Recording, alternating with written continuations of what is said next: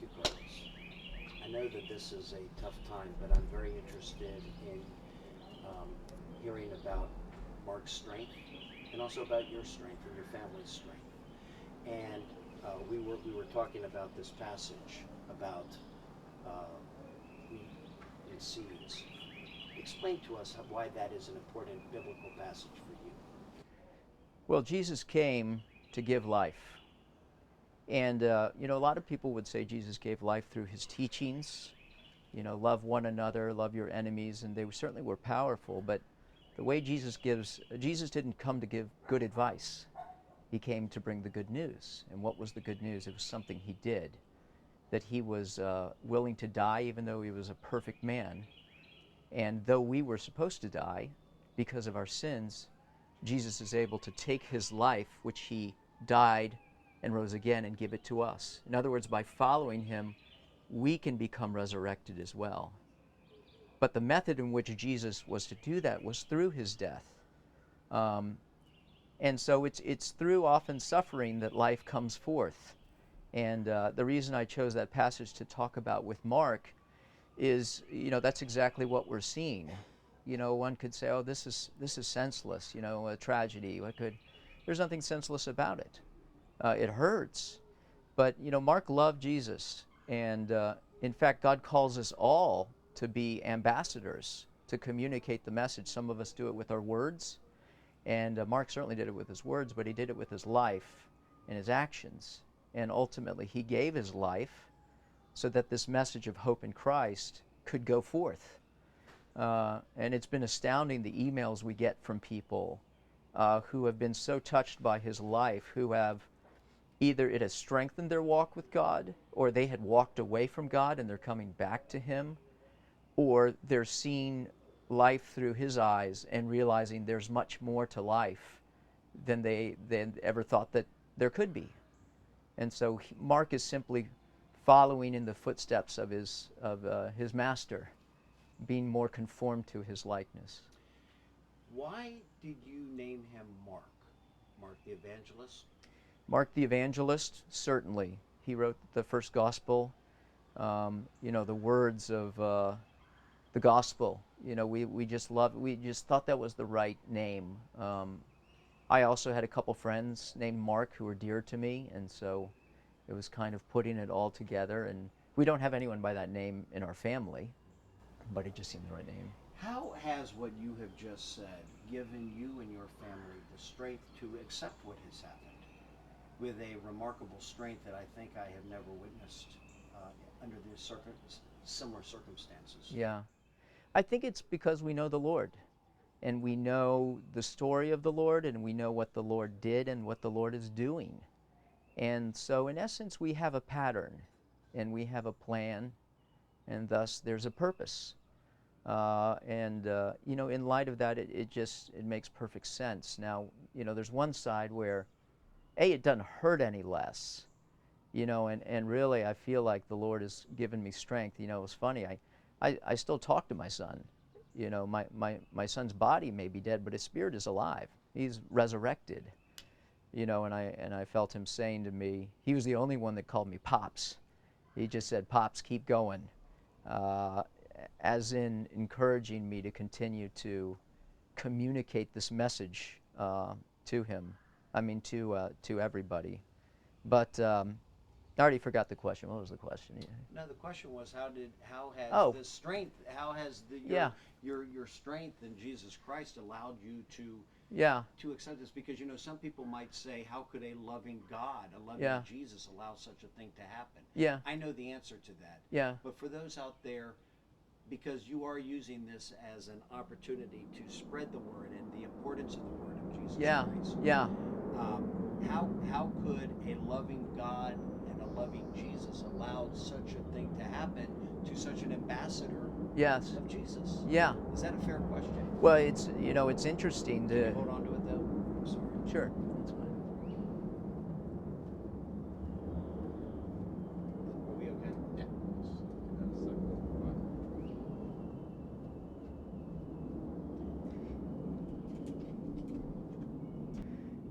But I was going to say that this story isn't new. You know, if you travel through the apostles, you travel through the early Christian martyrs, you travel through history, you see people who loved God that God used through terrible circumstances to bring forth life. You know, and sometimes God allows what he hates to accomplish what he loves. See, why we know the final chapter of the story. You know, our son right now feels no pain. Our son is resurrected. The ultimate destination for my son and for believers is heaven. And so he got there first. You know, but ultimately as a father, I think, you know, I've really discovered, you know, my job is not to keep them here. My job is to help make sure that they get there. And so people who think, how could this happen with such a loving God and a loving Jesus? How do you explain that? yeah, well, first of all, God, you know, he allowed this to happen to his own son. You know, so when we ask the question, where is God? Does God even understand or care? The answer is, of course. You know, he loved the world so much that he gave his own son, that whoever believes in him, and his own son died a horrible death. And it was a death that he chose because he knew that the only way to purify another person was for a perfect sacrifice, and he was the only one who could do it. There's a passage in the scripture where Christians are called to fill up in themselves what is lacking regarding Christ's afflictions. Now, what the heck does that mean? What it means is we still have a part to play. You know, Christ has risen from the dead. He has brought good news. It's not good advice, it's good news of what he's done. And so he calls upon people who love him to take this message of good news to the world. And in some way, the way that we do that often is by suffering. You know, it's been said that the blood of the martyrs is the seed of the church. And, you know, I mean, you look in China right now. There are more believers in China than there are in the United States. Even though they're having to meet in, you know, churches, you know, hidden, they can be persecuted or killed for their faith. So it's the example of people who were so passionate. And Mark, make no question about it, Mark was willing to die for his faith. You know, he wasn't cut down by this guy because he was a Christian or whatever, but Mark was willing to die for his faith. He had already made the decision a long time ago that to live as Christ and to die as gain. That leads to my next question. What is it that gave Mark the impassioned love for Jesus Christ? What was it? What was that seed that was planted in him? I'm sure it came from his parents, but what else was it? There's a lot of Christian parents out there. Yeah. Millions and millions of them. But yeah. There was something different about Mark. What was it? Yeah. You know, I think, I think from the beginning, it's, you know, a seed was planted in us. You know, by friends who are willing to come alongside us and to sacrifice of their time, of their love. And so as that seed grew in us and our children saw that, you know, discipleship and love is more caught than taught. And so I think that they, as they saw, you know, Lee Ellen and myself praying to the Lord and also the way we lived, he just assumed that was the way it was. Now, we're by no means perfect, you know, but God has the ability to take something and make it look in a certain way. And so I think it was this concept of him growing into his faith. You know, it moved on toward friends, the church, Norfolk Christian, the teachers there being an inspiration to him. You know, ultimately, a huge shift in his life happened last year when he went to Nicaragua for a month. Not with another group. He felt this call. He needed to go to Nicaragua. And he spent a month there living in an orphanage with these junior high kids. And, you know, we were scared to death. Who sends their 16-year-old son alone, you know, to a missions field? And we had some friends down there. I mean, but nevertheless, it was scary. But something told us he needed to go. And I think as he saw the lives of these people, as he maybe recognized that he could make a difference that God could use him to bring love to people and the gospel to people. It shifted his perspective from the normal things that a 16, 17-year-old think about, to which he did. But centrally, his heart and desire and mission was to love God and share him. He was on a different plane than other children his age. Would you agree with that? Many children, yeah. There are others like him that love Christ. But he had an unusual maturity to him. I think just about everybody would say that. I am in awe of my son. It's always the beautiful things that are cut down. You said that. Yeah. It's it's another way of saying that following in the path of Christ, the most beautiful thing was Christ. But like the story that Jesus said, it's the wheat, it must be cut down in order to bring life.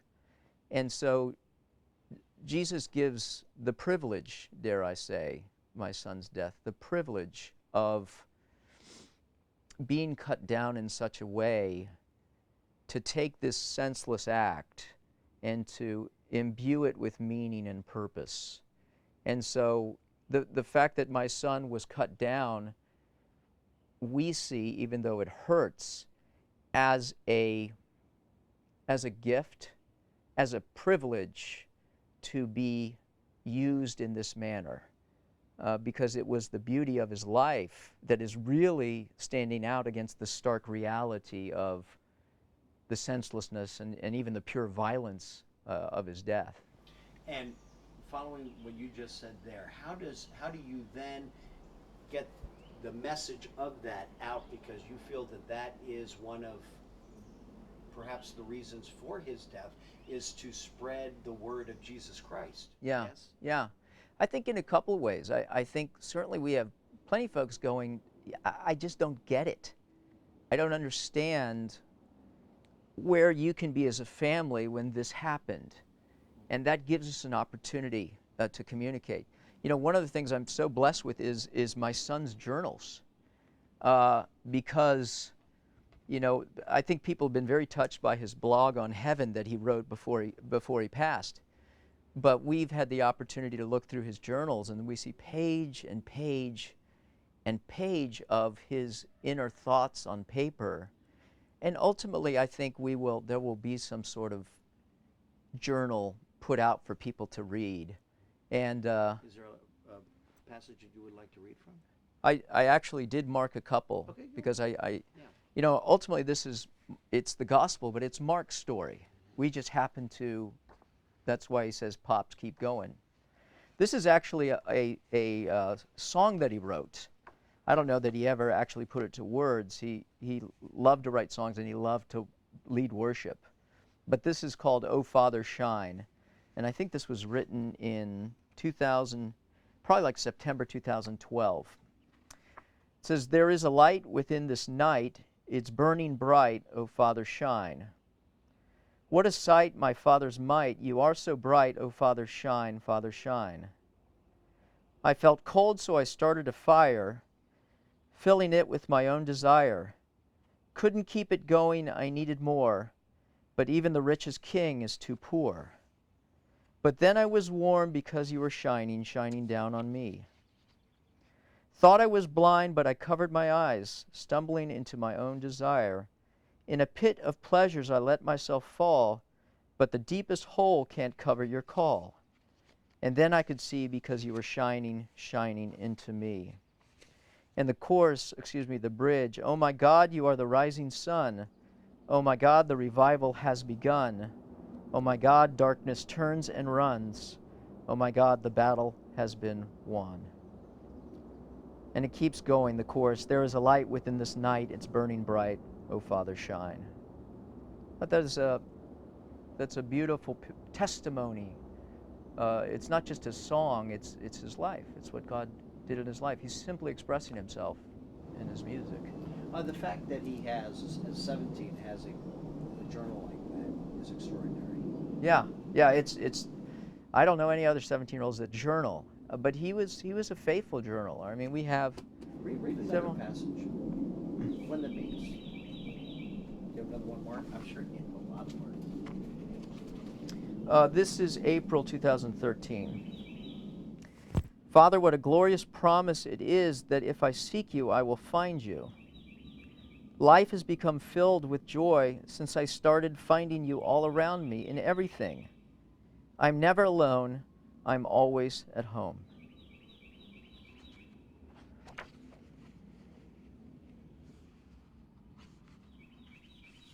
This is interesting. He says he was talking about his friends and his family and praying for them. And then he said, I cannot stand alone. These people inspire me, strengthen me, make me laugh, make me go deeper, and teach me about the Lord. They are blessings to me. Lastly, I prayed for myself for courage, for guidance, for wisdom, that I would become a man. God has plans for me, crazy plans. He will, and He already is beginning to prepare me. God's not dead. Faith's not dead. I have a call, a mission. By God's grace, I will fulfill it. That was June 2013. Very prophetic. How do you explain all that? God is sovereign. He's in charge of everything. Everything that happens. People would say this bullet, this senseless. No, it isn't. I mean, you could go, this is the one kid out of 300,000 in Norfolk. What a senseless tragedy. No, it isn't. It's a tragedy. It's tragic in many ways. But God is sovereign over that. And, you know, ultimately, my son's my son, but he doesn't belong to me. He belongs to God. The firstborn belongs to the Lord. And so he'll always be my son, but I recognize that his heavenly Father has jurisdiction, if you will. Do you remember your last conversation with him? What was it in there? We went to Faux 79 or whatever. Faux 79. Faux 79. Soup place. Soup place. And I don't know if this was my last conversation, but we were having food. He got the chicken wings, you know, because he was like, I don't know what else is on this menu, you know. So he got the chicken wings, and, you know, he was just laughing and goofing off, and, you know, was there some significant, you know, powerful final statement? I don't think so, but just a genuine love of life, laughter, goofing off. oh yeah, he loved his family, and we loved him. I think that's what makes it so hard, is he was such a life in our family.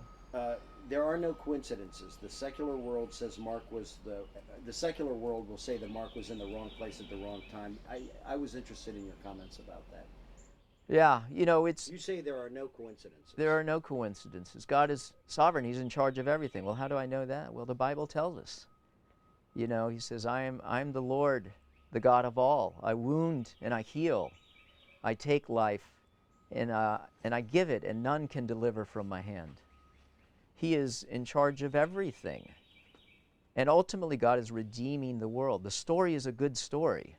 It's not a capricious God who is functioning in some sort of way that we don't understand, so we must appease him. God has appeased himself by dying on the cross. And so it's his sovereignty and his goodness that we trust in.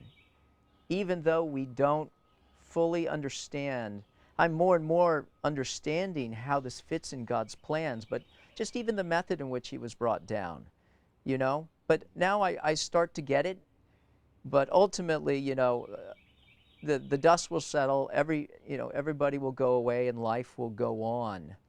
And, you know, it's in those darker times where the wise can emerge. And it's there where we will just have to trust in the sovereignty and the goodness of God, that he won't leave Mark or forsake him, and he won't do the same to us. This is the 2013 yearbook.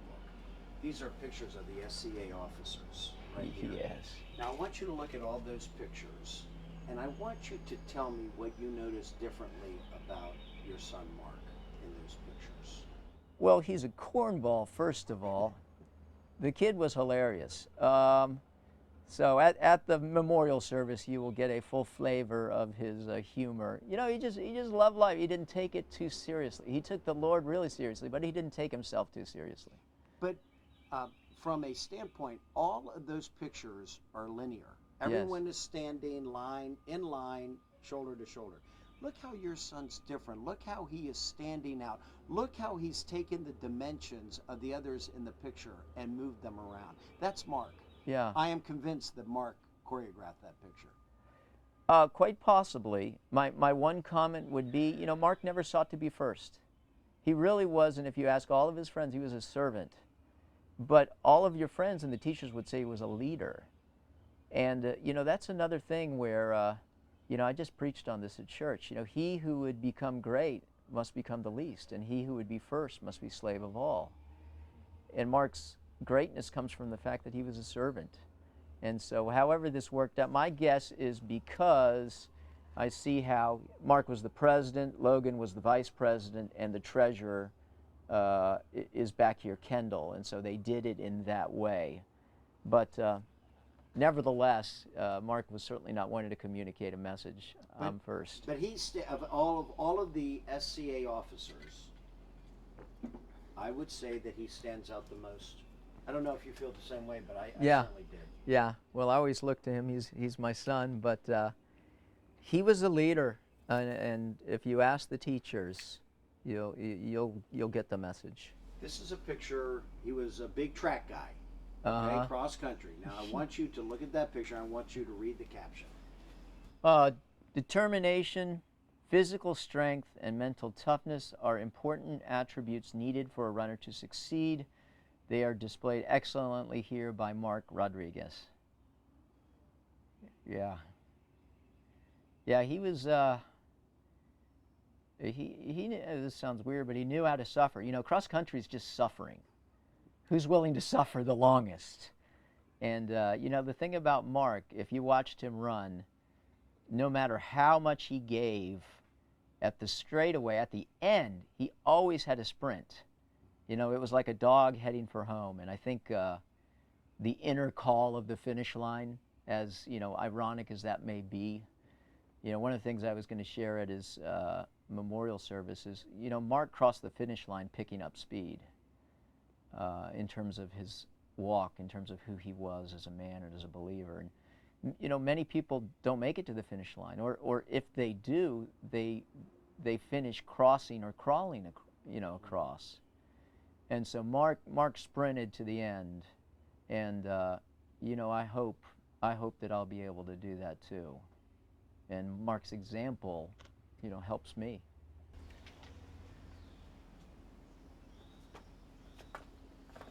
Oh, you're killing me with this stuff.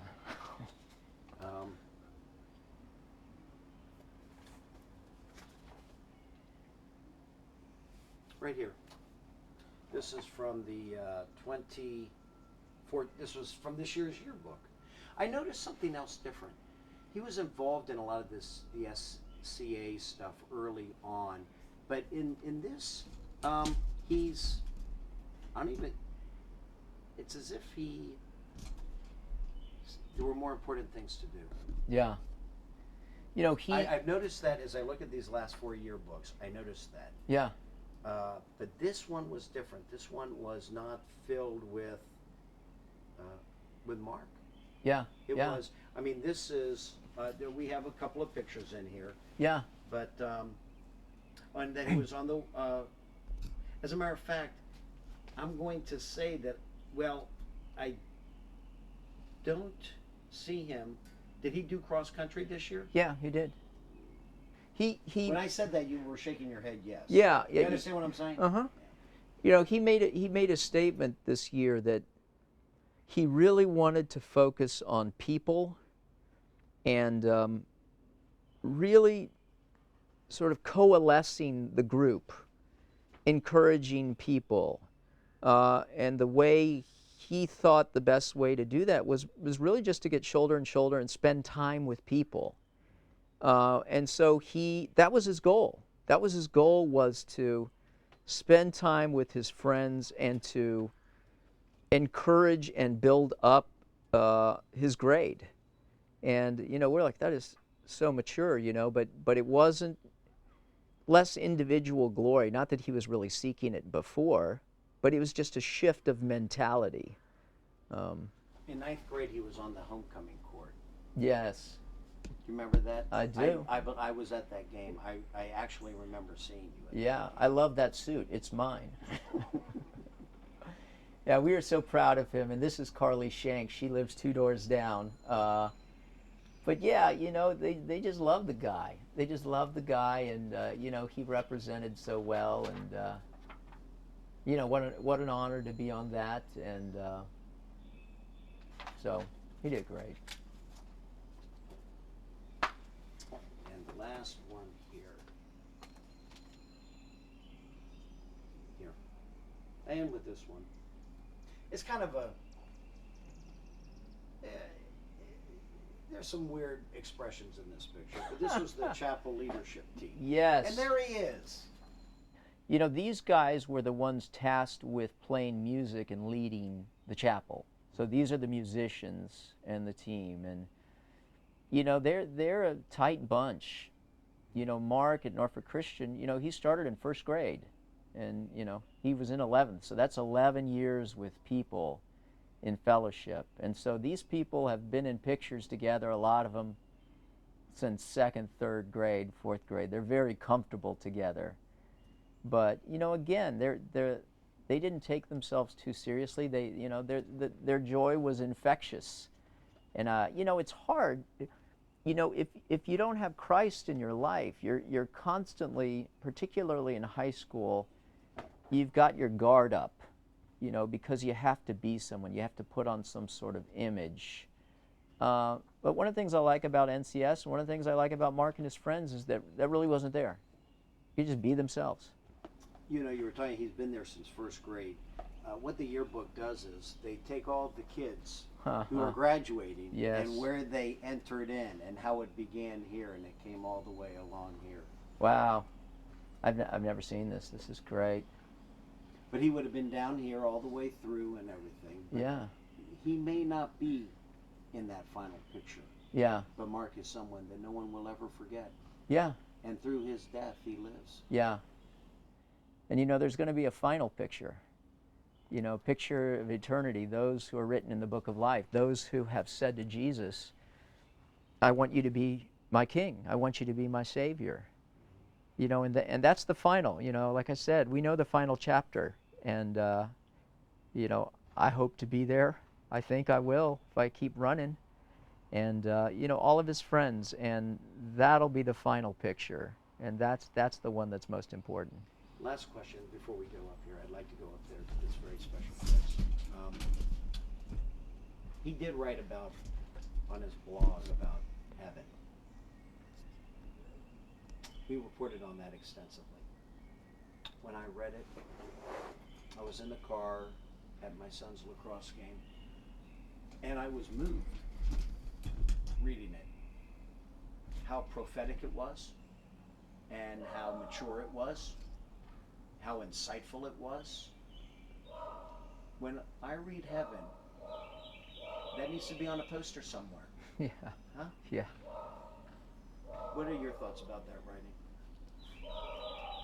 Well, God is sovereign, and so I think God wanted to deliver a message to all of us through Mark, and it's through, I was saying that this story may not have a lot of legs unless something like this, a tragic shooting or whatever, but, it's in the darkness that the light shines the brightest. And so I think heaven, it prepared us, it prepared me for his passing. But it also showed that Mark had a bigger vision of the world than simply this one. If we live for this world, we're bound to be disappointed. But if you read that story, you read that post, it's all about what life was meant to be. No hate, really understanding one another, loving one another, being in the presence of God. And that's ultimately the story. That's the Bible. That's what Christ came to do. That's the hope we look forward to. And so Mark, in some ways with this, not being as much in these last pictures, it's in a way that he was being drawn to heaven more and more as his life continued to ebb away here. And, he was speaking to us in a way of saying, this is reality. This is what life is meant to be. Come and follow me into this reality. And he has gone there. His spirit is alive. He's resurrected in his spirit. And one day, when Christ comes again, his body will be resurrected, and we'll see him as he's truly meant to be. Carlos, thank you. Thank you for spending this time. Yeah, thanks for listening.